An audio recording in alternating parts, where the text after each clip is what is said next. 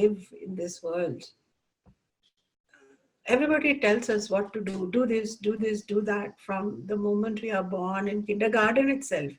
Better to admit this child in this school, Montessori school, XYZ school, Vedic school, this school, that school. But before we ask, what should I do? The question should be, who am I? How do you know what to do before you know who you are?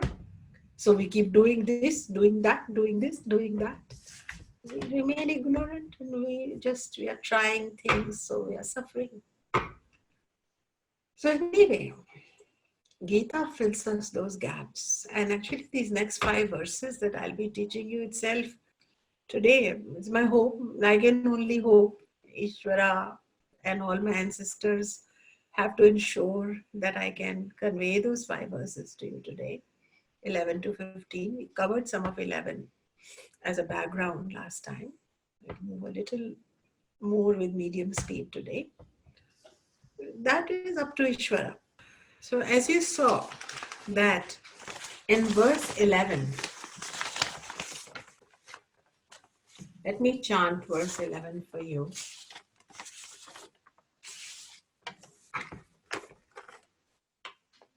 Shri Bhagavan Uvacha Ashochanan Vashochasvam Prakyavadamscha Bhashase Gatasuna Gatasumscha Nanu Shochanti Pandita.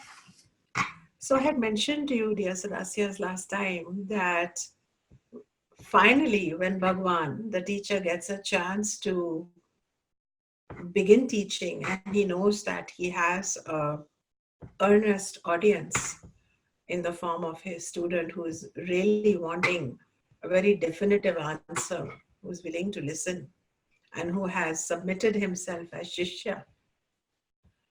Bhagwan strikes at the very core of the issue. And what is that core of the issue? He says that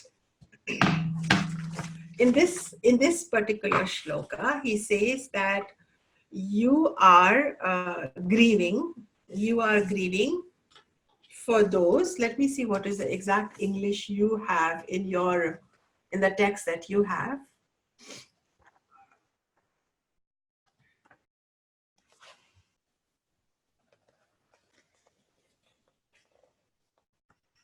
There it is.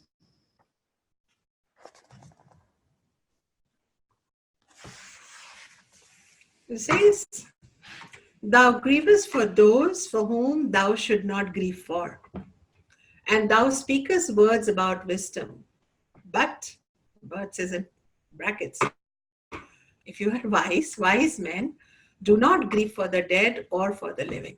This is a very potent line. And what is going on here? So, and you all remember that Krishna smiled prior to speaking. Do you remember that? Why did he smile? That was a question. It's enigmatic. When I had asked Baba this question, he had said, because he was full of ananda. He was bliss incarnate. So what you are comes out of you. And look, he had created this whole Leela, this whole theater in which this whole Mahabharata for 18 days. Millions and millions of people had assembled. What? For dharma sansthapanarthaya, the purpose. And his main character was running away. But Lord was smiling because he was aware that that is the foundation of our life. And actually, that is what he's going to tell us through this Gita, that your essence too is ananda, bliss. So Arjuna had forgotten his bliss and was grieving, was in shoka. The Sanskrit word for grief is shoka. And Lord was pure bliss. And so his bliss precedes everything. his state of anandanubhuti, his state of constant ananda, which is not an interrupted bliss, interrupted joy, interrupted pleasure, but an incarnate state, an ongoing state. That is the state of Brahman. That is the state of Atman. That is what we get from that shloka, by the way. And I remembered that in the flight to India after teaching you. I remembered Baba's teaching, so I wanted to share that with you. Another thing that I re-listened to some of my recording, and I had given an example that earlier in the beginning, when he had not become guru, he was more like a mentor or a wise friend. He had used the word klebyam, and it's like pull up your pants. And then one of the students felt, well, Lord said pull up your pants. So I just want to clarify, Lord didn't talk like that. Lord doesn't talk like that. That is just a human teacher's um, example in English language, which is her second language. Lord used the word klebyam, and klebyam comes from the Sanskrit root word klib, which means mental weakness. So he said, this mental weakness does not suit you. That is what he said in Shloka 2. So that I wanted to clarify. And then with Shloka 11, he says, you are not grieving. You are grieving. So his very grief, he struck at that very grief as non-substantial, unfoundational. Now, if Lord Krishna was your therapist or your best friend, then you can go to Lord Krishna and say, here I am grieving and you don't understand. You don't hold my hand. You don't cry with me. If you're a true sensitive friend, when I cry, you should cry. Isn't that what your best friend does? Anybody with besties, girlfriends, boyfriends, friends, you cry, they cry. You judge, they judge. You gossip, they gossip. You're upset, they're upset. And you feel so seen. But a guru does not do that. A Sadguru will break through your wrong understanding, which will take you down the path of your own projections. And at the cost of sounding a bit insensitive, Lord Krishna revealed the ultimate philosophy. And he said that actually, this very grief that you are experiencing, and I will explain to you for several reasons, is unsubstantial. And he then went on to expound a great philosophy that I shall now explain to you.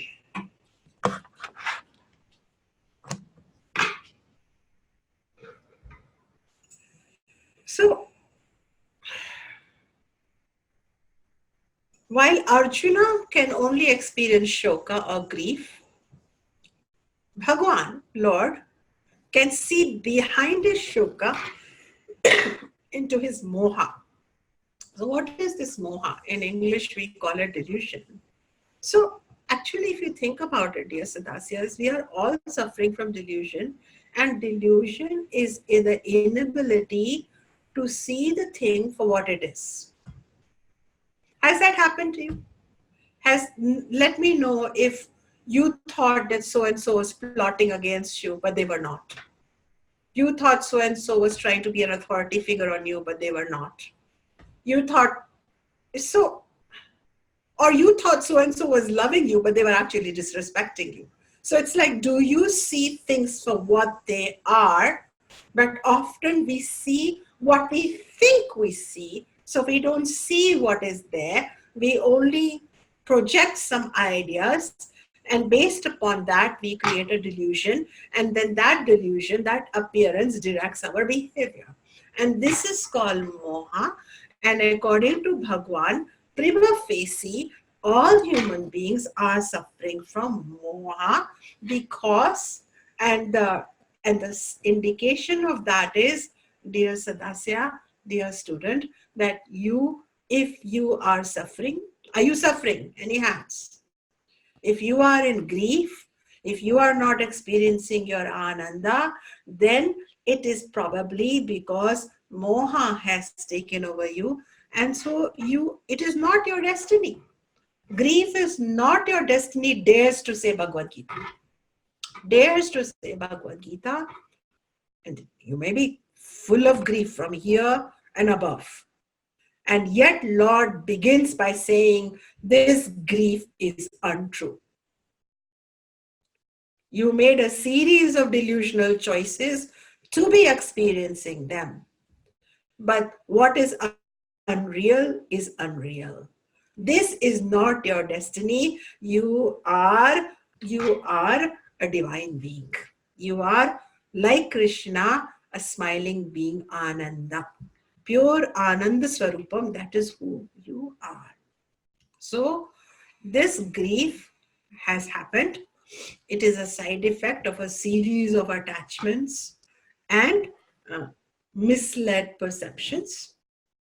And so in this very first shloka, Bhagwan wants to change your perception via Arjuna. He wants to change your perception from a material perception to a spiritual perception. See, that is what philosophers do. Please understand, I had mentioned to you last time that Bhagavad Gita, in this chapter itself, we will find three kinds of solutions for grief. Philosophical solution, Adhyatmika, which we begin with. Dharmic solution, ethical solutions, which are coming up. And then Laukika, worldly solutions. Every teacher, any Vedic teacher, I can only talk about Vedic teacher. So when I say teacher, I mean Vedic teacher because I don't know other systems. But in a Vedic system, when a student comes with a problem, my mother-in-law scolds me. I feel invisible. I feel powerless. I am suffering from this and that. The teacher will first give the highest, the philosophical.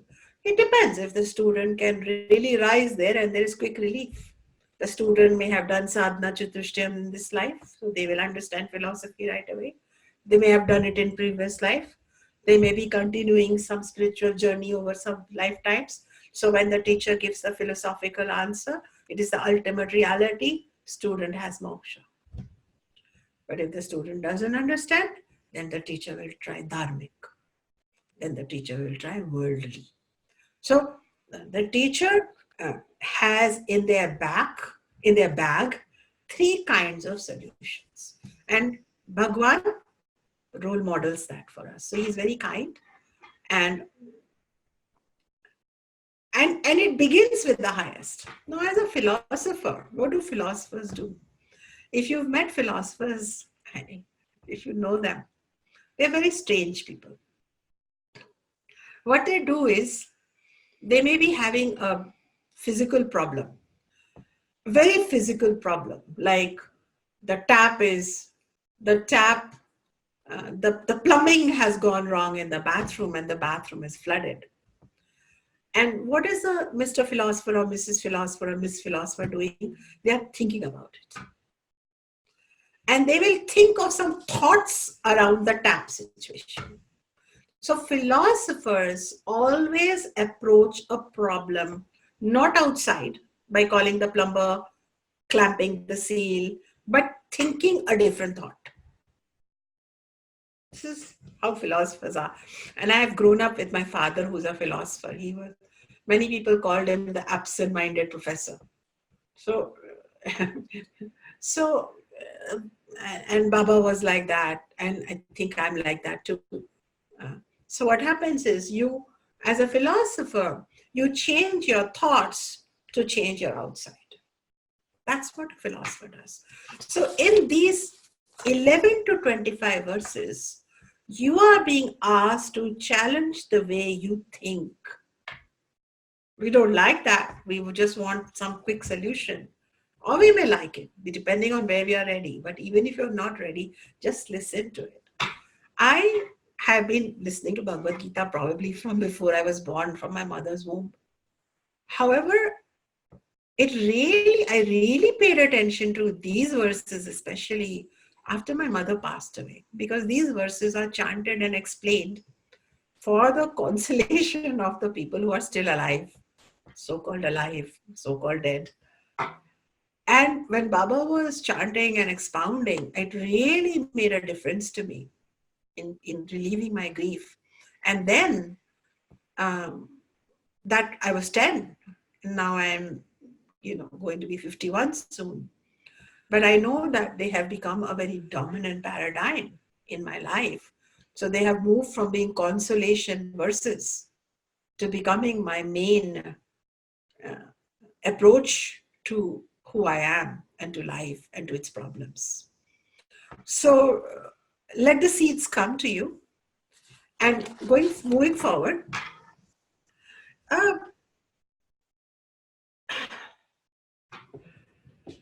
so all sorrow then, so there is one cardinal moha, one cardinal delusion is that we have forgotten that we are spirit.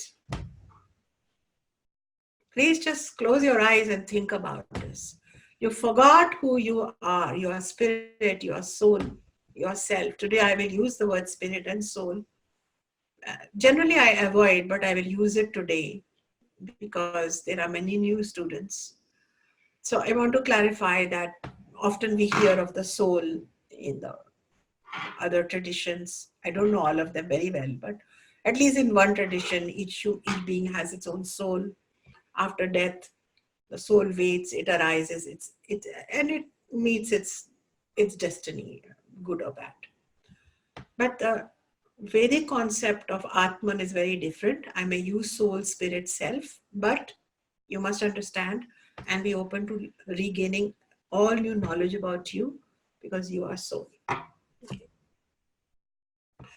So the cardinal moha that each one of you soul is undergoing, children, is that you have forgotten that you are soul. You have forgotten. So you only have a partial understanding of who you are. You look at your body, you look at your mind, you look at your intellect, you have your labels, you have your religion, you have your associations, you have your tags, you have your cell aging. You put it all together and you lead a partial life. And that is what Arjuna was also doing. And this is why you experience so much sorrow, pain. I don't even need to take a vote on who experiences sorrow and who does not. Even I, myself, until I can regain my identity, this grief is endemic to my life. So what Bhagwan wants to do through these verses, beginning with verse 11, is he wants us to look at our own self much more holistically. Bhagwan is inviting us to remember who we are. So it is only through these verses 11 to 25, very quickly, especially if you listen now with all your heart. As Aparna said, let all those academic things go. When I give you a quiz, when I give you an essay, it is only to play with your intellect. Already you are the ultimate reality. If you want to do it, you do it. It's good because it keeps you engaged, but don't let it deter you.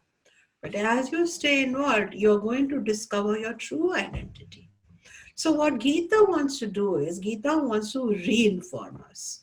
And it is happening through Bhagwan in these verses. So, have you ever drawn a circle with a compass? Has everybody done it? But if the center point of the compass was shaky, could you draw the circle? You could not. So when you don't know who you are, what circle are you drawing?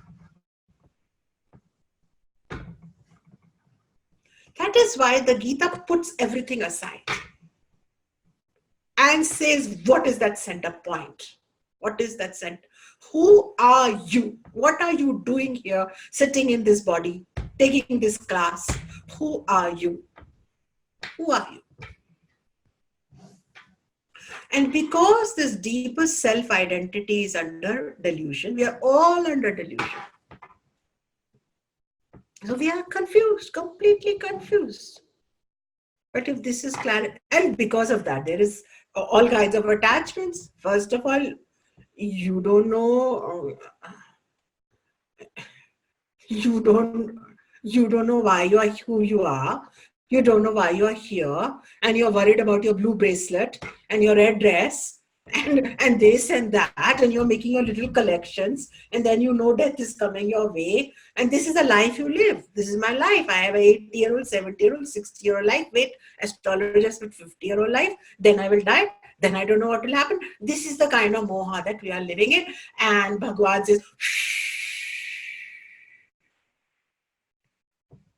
you will never experience death.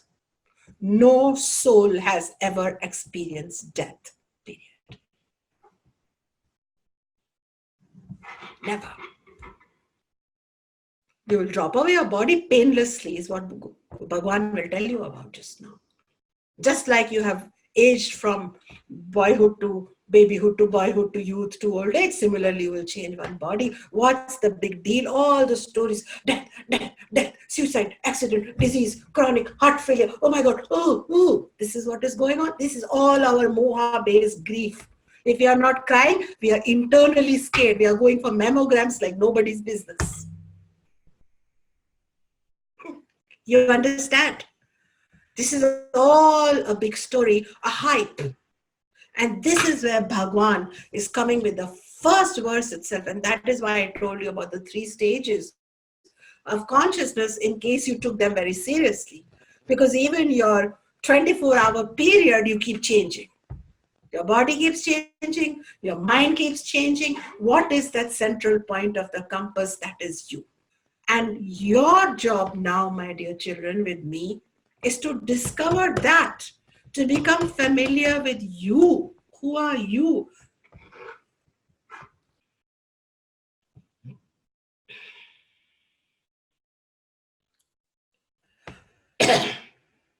So we are unnecessarily grieving, fearing disease, fearing death. And I'm not saying there is not day-to-day problems, because the next shloka talks about the day-to-day problems of physical pain and this and that. But I'm talking about existential grief. So then Lord says, he says, exact words, thou grievest for those whom should not grieve for. Why we should not grieve for? So there are 2 reasons Lord is saying this is to be interpreted. Why Arjuna was, he was grieving for, they had not even died. His grandfather and his teacher were still standing, but he had projected their death and he was already sorrowful. He couldn't even think of anything else. So he said, look, you should not grieve for them. Why? 2 reasons. And this is not found in the text. Now this teacher tells you. What are the 2 reasons?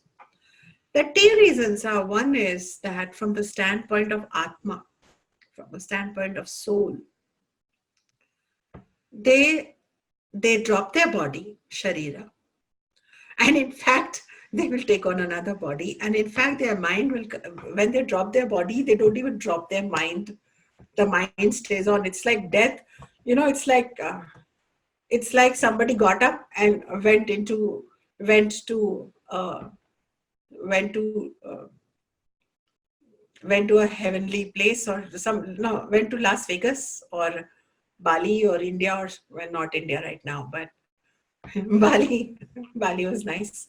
Went somewhere and oh, he's died, he has gone, oh my God, he's over, what will happen?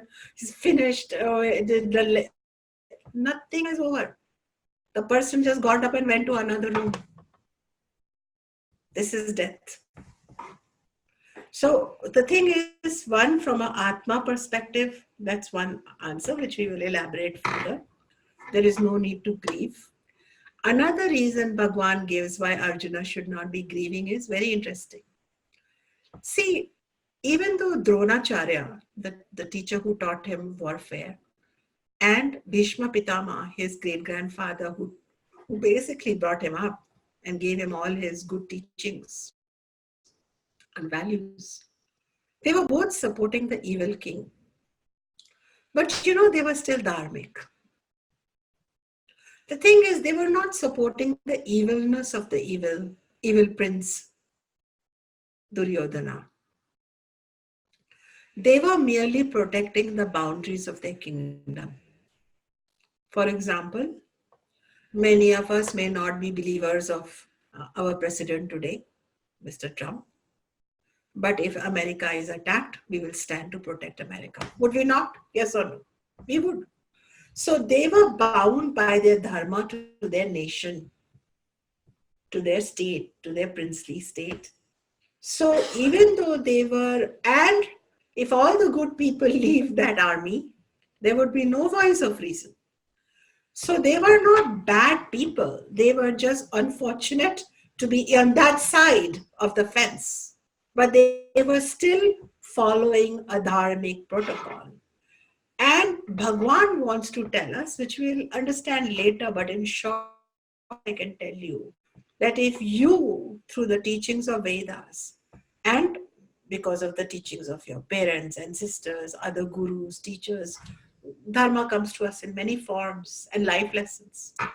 But mainly Veda is expounder uh, in this classroom. The more dharmic you become, if you are dharmic, and we'll discuss if death occurs or not, but if this particular life story ends, your evolution is guaranteed. You're on a journey like none other. You're taken care of. You're going to be led in a designer life from better opportunities to grow and evolve from dharma to moksha. So first of all, for these two particular people, they were not needing his grief, because somewhere Arjuna was superseding Ishvara's management and wanting to lament and bewail, whereas what Bhagwan wants to remind us is that there is not only the only truth is soul, but that soul incarnate in body, this whole appearance is managed, number one. And for those of us who are following adharma, we have human birth, we are not taking advantage of our human birth, we are subscribing to evil actions, etc. Even for us, the so-called next life in another body is also a designer body, perfectly matched and suited for the evolution of our consciousness. Therefore, right now, whatever body you have, in whichever family, with whatever genealogy, whatever story, whatever trauma, was perfectly designed for your evolution, not for your punishment. And if you are honest, then, and I can see a few hands, those very difficult circumstances, and I can say that because you are in this rather grave classroom. Whatever be your difficult circumstances, they have been the very impetus for your growth of dharma and moksha. Yes or no? Hands? If you did not have those situations, you would not be who you are today. So in retrospect, we look and say, yeah. But what Bhagwan is trying to say is that manage, understand yourself, and do not grieve for that which is unessential. It is unessential, and he will. So teachers often speak very cryptically in the first time, then they explain a little more, then they explain a little more. Modern teachers talk. You like people like me, we talk. But ancient teachers, they give their hardest essence in the first one. Right? Because they want you to leave. So this is not, this particular shloka will be explained throughout Bhagavad Gita actually. So I'm not asking you to understand all of it right now, but please understand that our lifetime is just a journey of evolution. What is our life? I ask you. Tell me Gita, tell me Shreya, tell me Gail. What is your life? Tell me. It's just nothing but experiences after another. You are an observer and experiences are coming your way. Yes or no? That's it. And this particular experience right now, this moment has become your past. Now, this moment has just become a memory. You have an experience and then it's a memory. That's all. You're just an observer. And all these experiences are coming your way for only one reason. And it is for you remembering who you are. That's all. So, So in this very shloka, he wants to tell us that since the self is eternal, it does not die. So the personality keeps modifying itself. So now it's like this. If you look at a pot and it's broken, you can say pot is broken. But if your philosophy, remember you're a philosopher, so you're using thoughts. If you see clay, do you see pot or do you see clay? What do you see? If you see clay, there is no loss, no gain. It's all as is. If you see pot, that is the end to the pot. Would you agree? Similarly, it's a philosophical understanding.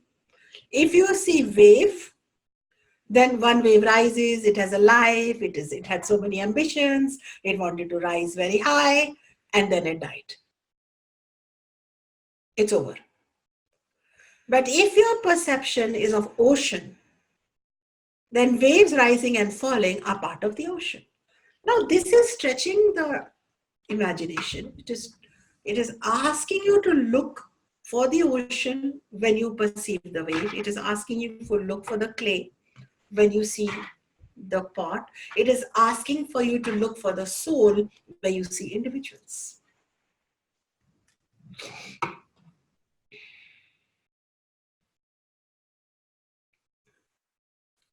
So it is possible. Many rishis have shown us, you have had those moments. I will today itself lead you through a short meditation. It is actually possible to perceive the center of the compass, your soul, in deep states of meditation and quietude and stillness. Your soul is the closest to you because you are the soul. It's actually harder to perceive me than to perceive yourself. So it is not impossible. And so he says that Lord says that one, you grieve for those who should not grieve for. You got this point? Did you get it? The 2 points? One, Atma is eternal. Two, whatever changes they are undergoing by dropping one body, taking on another body is for their evolution. Number 2, he says, and thou speakest words about wisdom. So he says, in Sanskrit, he says, Pragya Vadamsha Bhashase. In the prior chapter, he spoke so many Sanskrit words. He quoted Shastra. He talked about Varna Sankara, where all the Varnas will get confused due to war. He talked about Swarga, Punyam. He spoke like he had gone to Vedika Gurukulam for good 12 years. Okay. He spoke so many things. But look how he was grieving. So they say that actually the first sign that the knowledge has changed from being mere words to becoming a lived wisdom is the grief starts reducing. It actually does. It actually will happen to each one of you.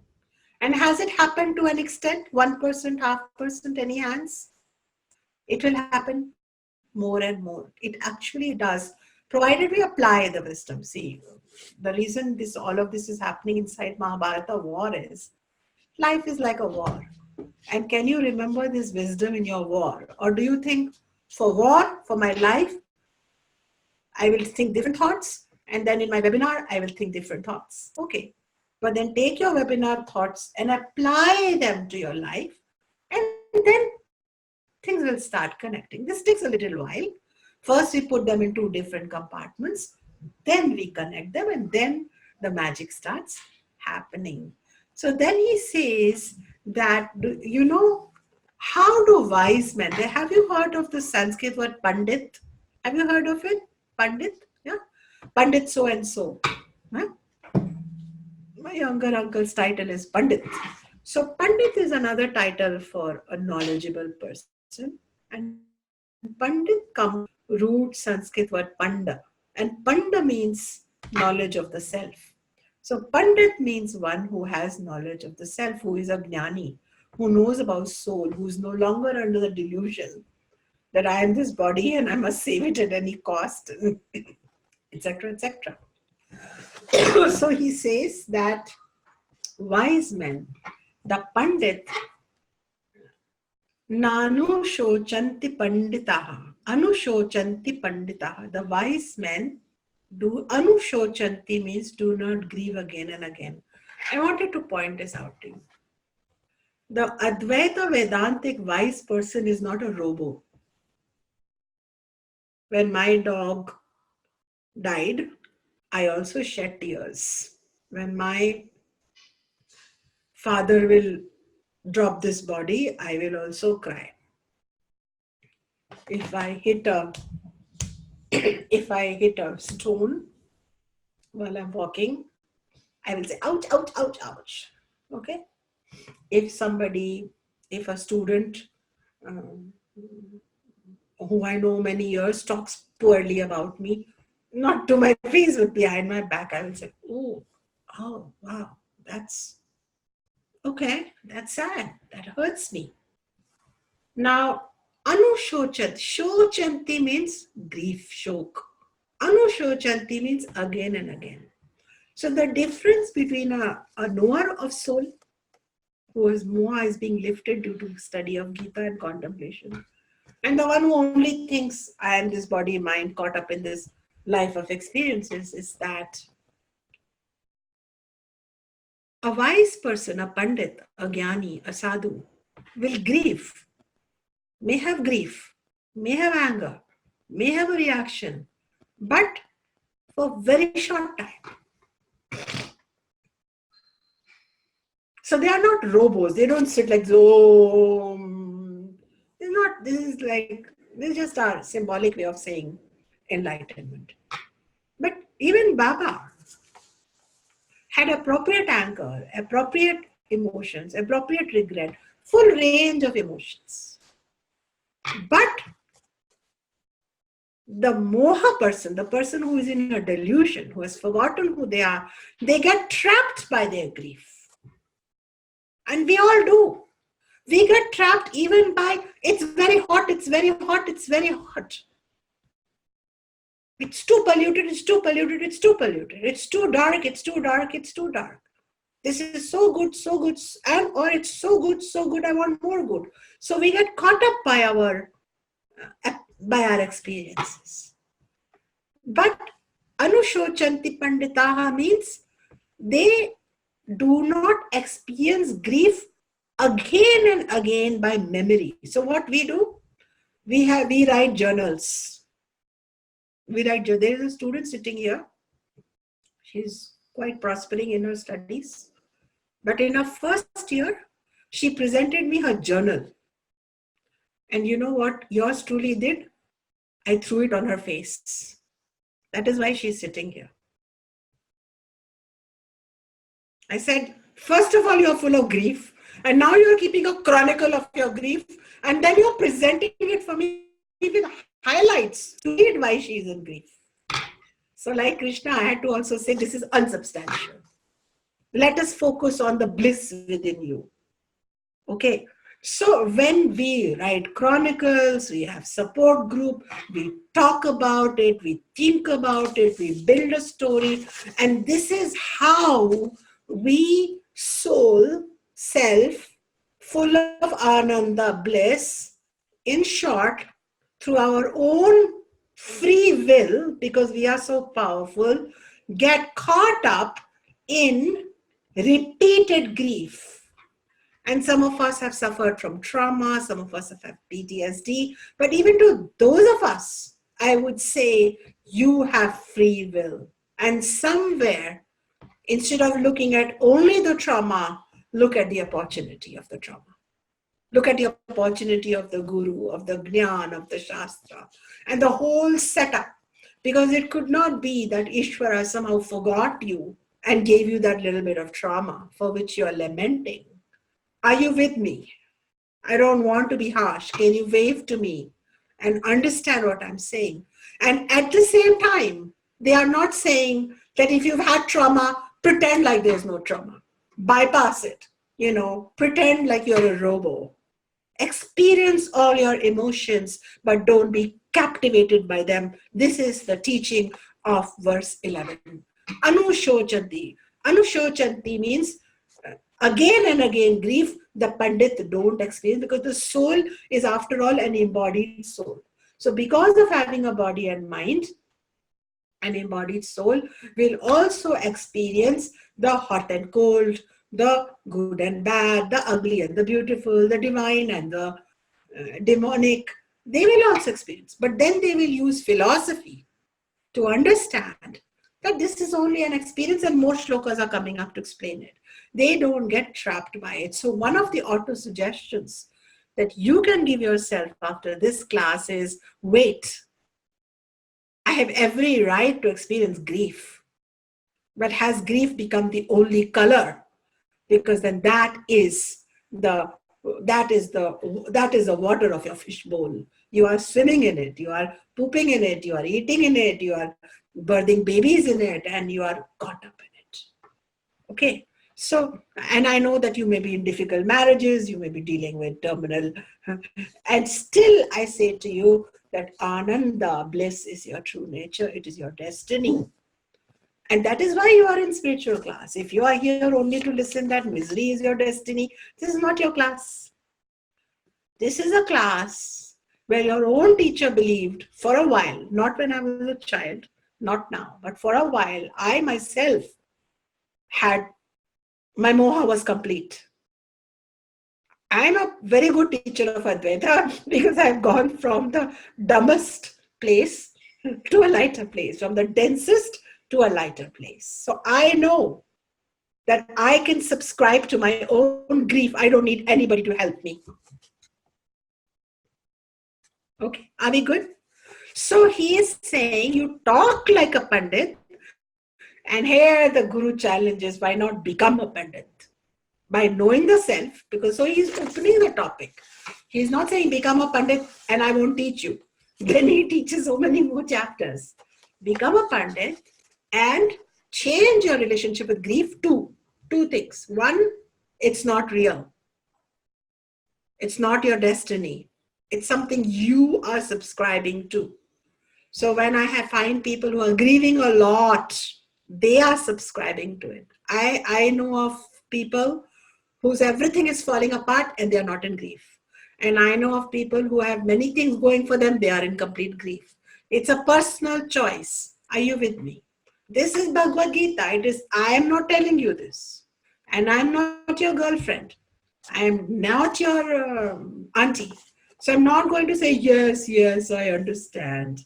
I am your teacher. I am your guru. I have to tell you, there is another thing available inside you. So at least be open to shaking, and you might think, oh, this lid on this jar is very tight. It has not been opened for 10 generations. Now take that jar from the fireplace, try opening it again, because we have been told that our grief is real. This is the moha. If you are in grief, also don't feel guilty, because it is universal moha. That the human being is in grief, not the sharks, not the whales, not the panda bears, only human beings, because only we are self-aware. Only we have the challenge to look beyond the grief, beyond the obvious. So it is part of the learning curve. It is something that we are all collectively dealing with, and that is why I told you that I have been in a closed box of grief, and then I know that there's a lot of maneuverability around it. So Anushochanti Panditaha, the Pandit is one, the knower of the soul is one, who does not grieve repeatedly in a pattern again and again and again. Now, this is in short the completion of verse 11.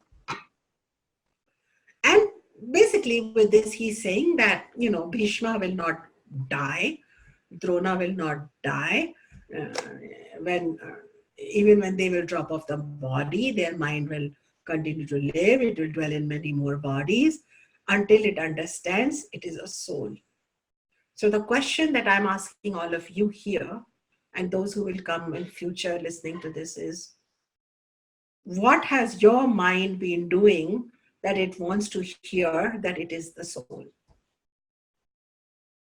That you all have come to this classroom to understand something. So he says that, because you see, why did Krishna start with a lecture on grief? Because just right before that, he only said, Karpanya dosho pahata sabhavaha prachami tvam dharma sammudcheta yachayasya nishchitam bruvitan me shishyastyam shadimantam prapannam. Karpanya dosho pahata sabhavaha. My deepest nature has become defunct with grief. He only said. So therefore, Lord Krishna responded by saying, your grief is unsubstantial. Now let us go to verse 12. And he says,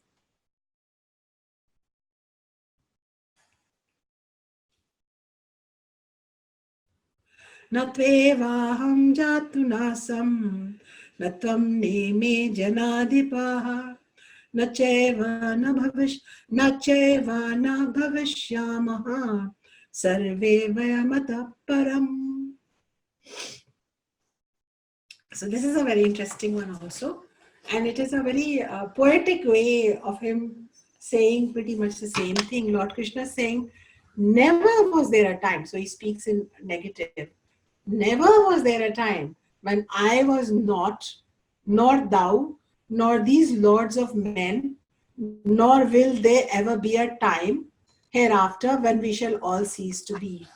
Sounds a bit, doesn't sound very nice English. Let me pick up another Bhagavad Gita. Yeah. This one says, it is not that at any time in the past, indeed was I not, nor were you, nor these men not present, nor verily shall we ever cease to be hereafter. In short, he's not talking about individuals, he's talking about Atman. So in a way, he is saying that Atma was in the past, our soul was in the present, soul will be in the future. Trikale api tishtati. It is always there in past, present, future. Such is the nature of soul. Such is the nature of self. And this is unique to, to the Vedic understanding of soul, to Advaita. Now, when you say, you mean I will always be there? So you think, what do you mean I? What I? Not I who has, who looks like you or wears like you, but that ultimate reality, who you are. It has always been. It's so real. It's the ultimate. You are the ultimate reality. You're not coming and going. You are not an actor, karta. You are not a experiencer, bhokta. You are an observer, drishta. You will be there. Then verse 13. So basically in verse 12, he's again underlining the nitya quality, the immortal, eternal quality of Atman. That is what he is saying.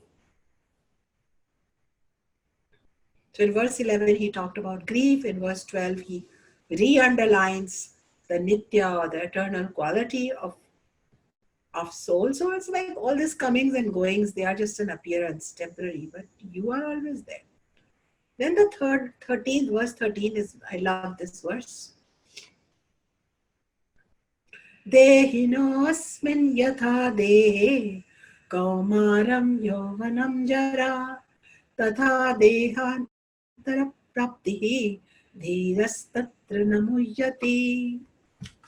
So then he explains that just as in this body, the embodied soul passes into childhood, then youth, and then old age, so also does the soul pass into another body.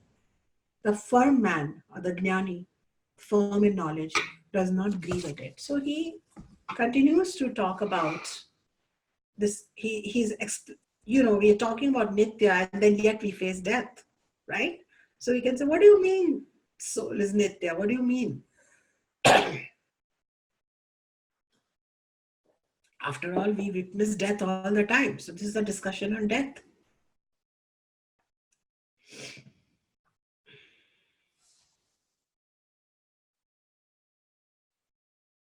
How does the Atman, the soul, remain unchanged? What happens? Because the body is always changing. It is said that every few years, the body completely changes. Have you heard of this? That every cell changes every month. The whole body, all the cells are new. And then every couple of years, everything changes, tendons, nerves. So the center point of the compass is there, but the body is constantly changing. On top of that, yet your experience of who you are remains the same. Your I remains the same. So your body keeps changing first from Kaumaram, when you're a child, Kumari, when you are a boy or a girl. Yet your I consciousness, I am, remained the same. Then Yauvan, you became a youth, 20-year-old, 30-year-old, bristling. Yet you remained the same. Your I remained the same. Then you became older. Some of you have experienced old age also. I am experiencing old age also, yet I remain the same. In the same way, so everything is aging and changing, but the I does not change. In fact, your I does not even know that it has any age. Now let me lead you through a meditation. Why don't you close your eyes, children?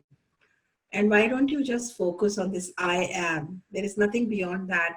And this I am, it does not even have any concept of age. You right now, you don't know how old you are. If you don't think about the body, go ahead and close your eyes, Geeta. Everybody, just be with me. Your I am has no shape, no form, no color, no age, no disease. It has no idea how old it is. It is as old as the oldest, as big as the biggest, as small as the smallest. It is everywhere. It is right there where you feel it. So this is pure I awareness. We can, it has no personality, and yet it is there. And the beauty is that each one of you right now is experiencing the exact same self.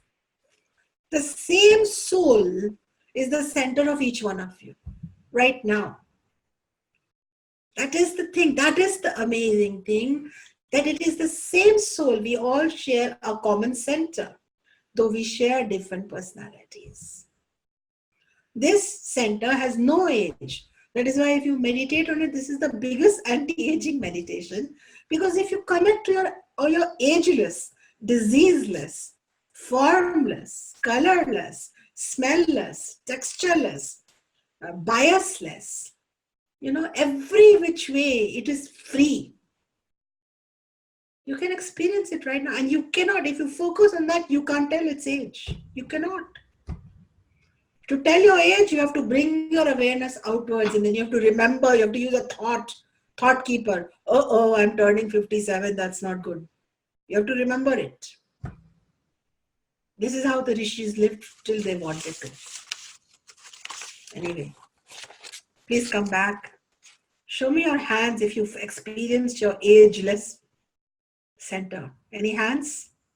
No age. So Lord is telling us, Bhagwan is telling us, what is death? It's just another change, a change of clothing. Body comes, Panchama Bhutas come with limited warranty. They last some lifetime. And we Tattva Bodh, we studied that it is based on some karma. It will live for 1 minute after birth. It will live for 80 years after birth, 30 years after birth. Your cat, your dog, an earthworm, everything is same center. Even if earthworm had the awareness, it would go and join you in that same place, ageless self. But outside this body, it goes through changes. This is the act of nature. This is under Ishvara's purview. You can't stop the aging, you can't arrest the aging, you can maybe comfort it, take care of it with Ayurveda, yoga, etc. But aging will happen, change will happen without you trying, pushing, pulling. You change from little one cell, infant, baby, toddler, childhood, teenager, youth, middle age, older age.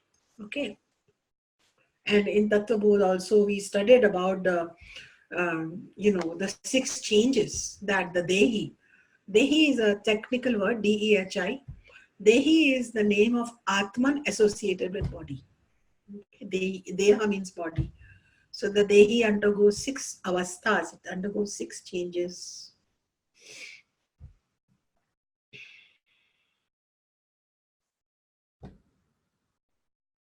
It exists, asti, it is born, it grows, it matures, it decays, it dies.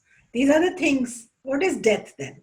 Death is then technically, death is the painless. You can experience all the kind of physical pain outside, painkiller, but for the Atman, it is a painless, all natural dropping of a body and just taking on another body. It is a just, every night we die. In deep sleep also, we die. We forget the body. In deep sleep, nobody remembers who they are. So therefore, he says, often, actually, at death, person does not even know I've died. Because it's only, they have taken on a new body. But the mind remains exactly the same. And the sense of I, the one you experience, that is also the same. So that is the center of the I consciousness. It remains the same. So just like in deep sleep we die but wake up in the same body, there is another stage, just like consider death like another biological change. And that death, so Veda, Bhagavad Gita takes away the terror, the fear, the spookiness, the scariness, and even Puranas, Hindu Puranas don't do justice to, this is the truth of Bhagavad Gita. So Puranas say all those things, but we don't think Puranas are Shastra. We think Bhagavad Gita is Shastra, Upanishad is Shastra, and Brahma Sutra is Shastra. Puranas were the later tales that accumulated in various sampradayas and then put together without any necessary you know, editing, auditing process. So here, death is one simply there. So I am not there. Death means the end of something. If I die, Shunya ji is dead.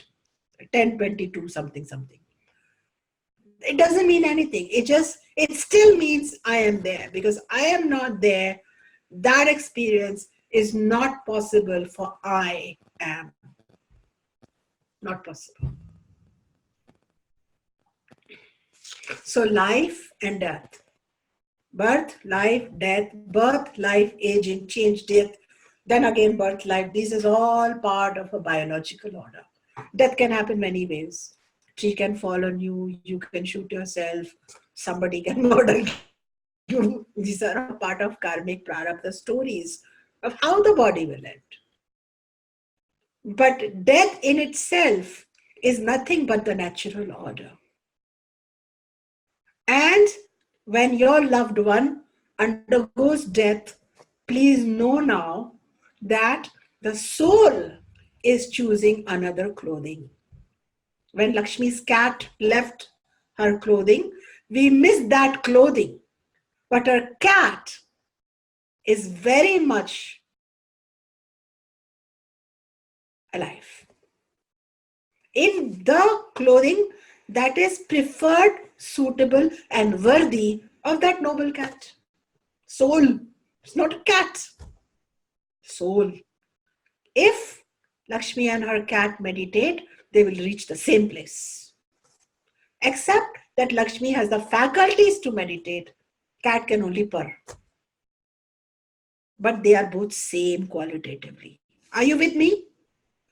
So soul is that unique thing. And yet individually, even though we share it individually, it makes a concept of Atman. Collectively, it is called Brahman. Okay. So you cannot stop your body from falling away one day. You will actually want it. You'll just, in that moment, no matter how traumatic the death is, but in that moment when you leave, it will under natural order, completely free, completely graceful. You will exit, at least you can lose the fear of death and understand that it is changing of clothes. So again, Bhagwan is, because he was fearing death, Lord wants to tell him not whether to kill or not kill, but the point is, let's not fear the most natural thing. Do we fear turning into puberty? Do we fear, growing youthful? Do we fear a few gray hairs? Some of us do, but we don't panic. But we all fear death. But in fact, if you are already philosophically evolved, you will look forward. If you are not fully evolved, you'll definitely know that a designer journey is awaiting you. Now, verse 14. Thought I would do 15. Let's see.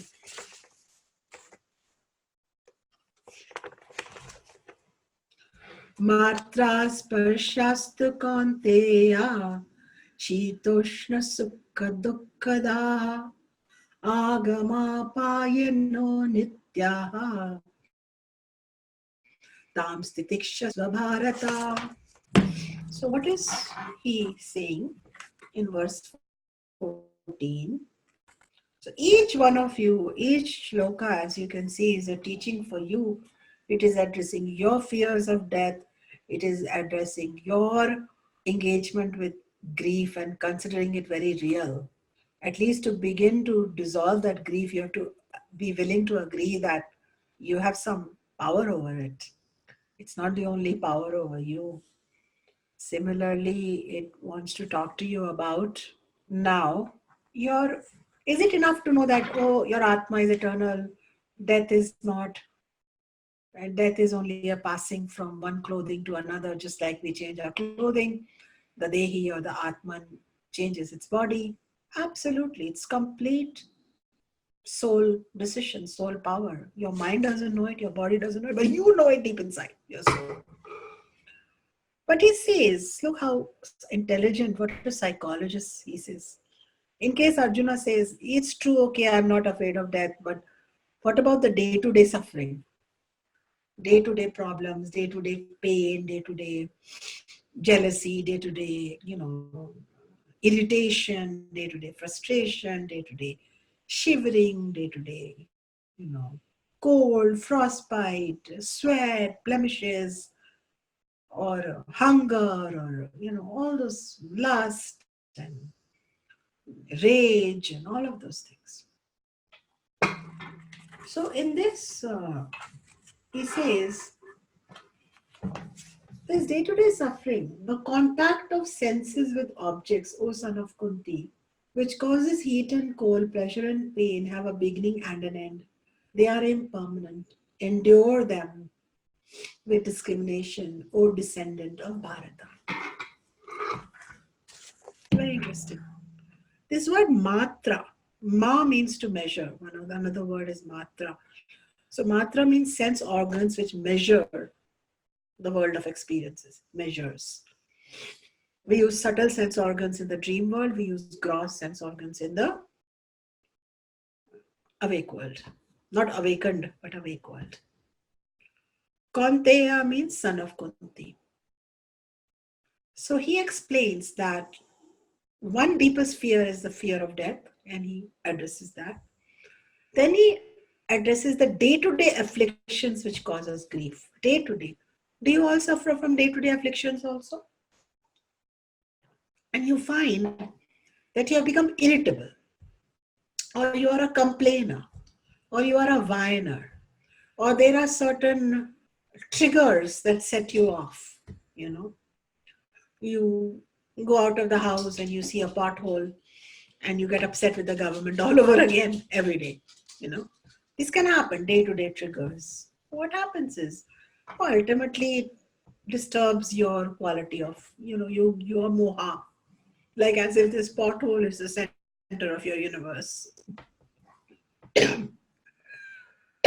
So what he says is,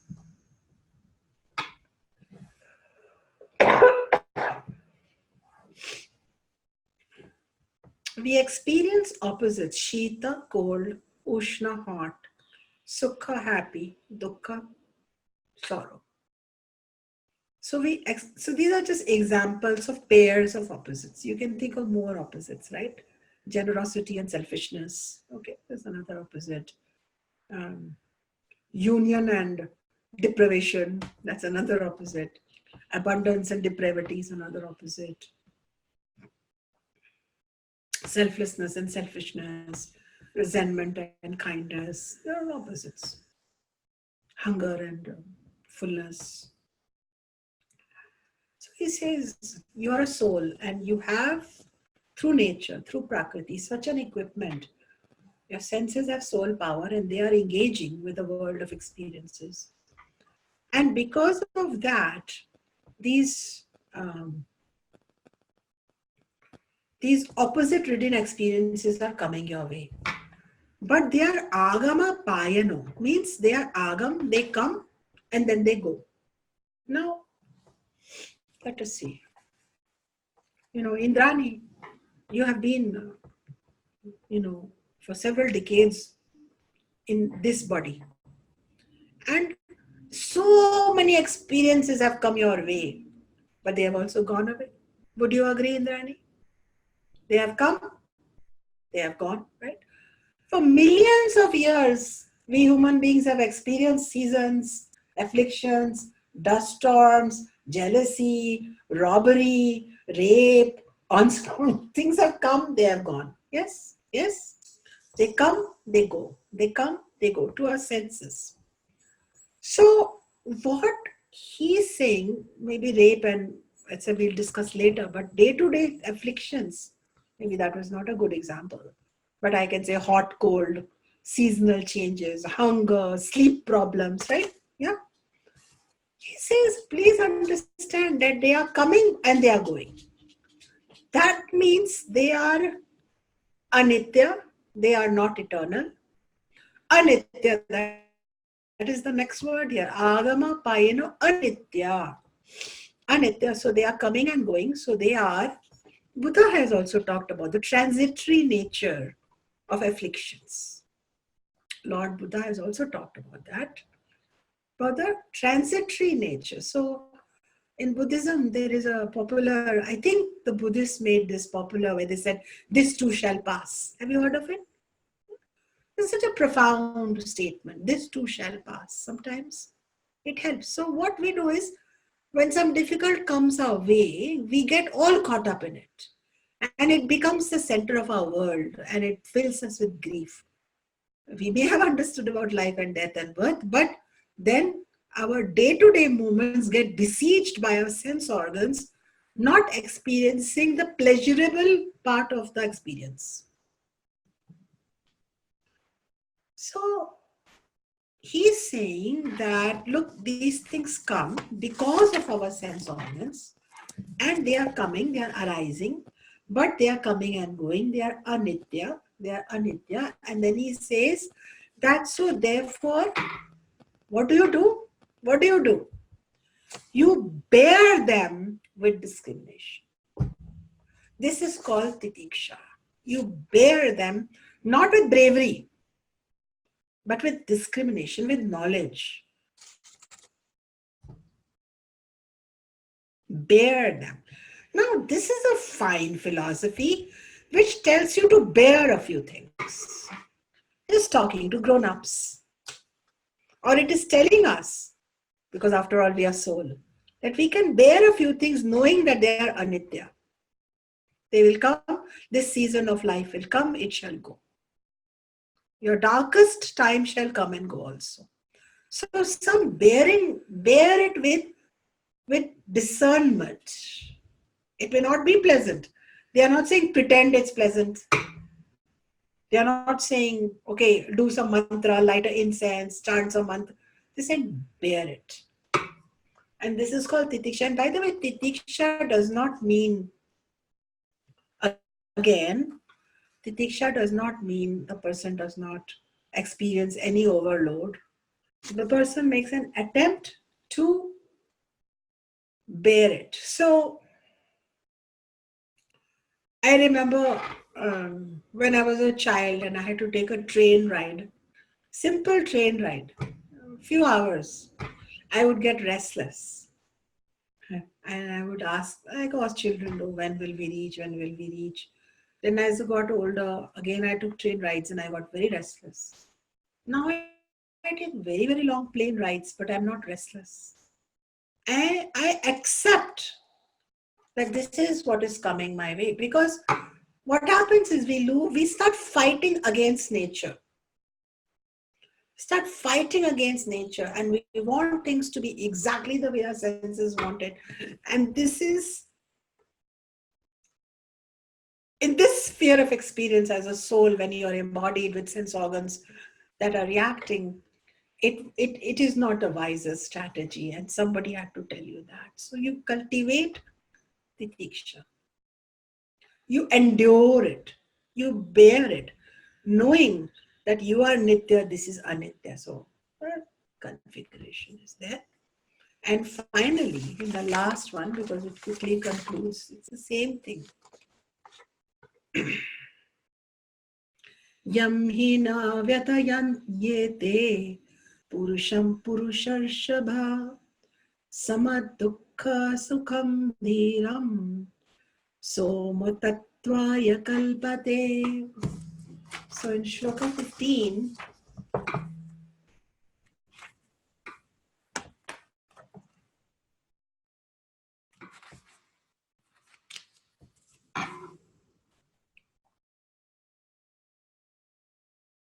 that firm in knowledge person who is not afflicted by these sense organs and their polar experiences, to whom sukha and dukkha, pleasure and pain, become relatively the same. Relatively the same, not in quality. Everybody prefers pleasure, but neither pleasure can uproot them nor sorrow so much, They don't forget their soul, and that all of these are transient pleasures. So they don't get caught up in moha again. Pleasure can grab you and put you in moha, and so can sorrow. In fact, pleasure puts you more in moha than sorrow. That person is fit for realizing the Amrit Tattva, which means Atma Jnanam. So he is now saying to him that when such a person, review, questions the basis of grief, relies upon, understands that Atma is Nitya, it was in the past, it's in the present, it's in the future, who understands that Atman remains ever same even as outer things change, and death is nothing but a change of clothing, who understands that the sense organs are being afflicted by liked and dislikes, by preferred and non-preferred, by wanted and unwanted. And this is the setup. This is the setup. Wouldn't it be wonderful that you walked into your high school and before you experienced the whole crazy high school, for 20 minutes somebody told you what's the setup? Wouldn't it be wonderful then? So it's like you're being told a setup. This is going to come your way. But you must understand that they are anitya, they are agam and apayano. They are coming and going. If they have come, it will also go. If it has gone, it will come back. So they are coming and going, and you are nitya, you are Atman. Then such a person becomes relatively more stable when the season of joy comes to them and when the season of sorrow comes. And then such a person becomes relatively ready to receive the amrita type or nectar-like knowledge, Amrit Tattva of Atmagyan. Why he spoke that? Because Arjuna said, make me a Shishya. And Bhagwan starts with the highest knowledge. So he is not giving consolation knowledge, he's not giving worldly knowledge, he's not giving management knowledge, he is giving the ultimate knowledge. It is for us to see. It is up to Arjuna what level of knowledge he wants. But I am thinking that these 5 shlokas, as I contemplated upon them, they gave me a higher standard to expect from myself because they come from Bhagwan, they come from Gita. And I definitely was not meeting any of these criteria, but I rose to them. And I rose to them with greater ease, knowing that I am soul and I'm not my personality.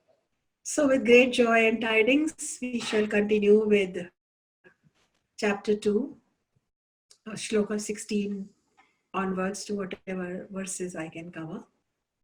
And many blessings.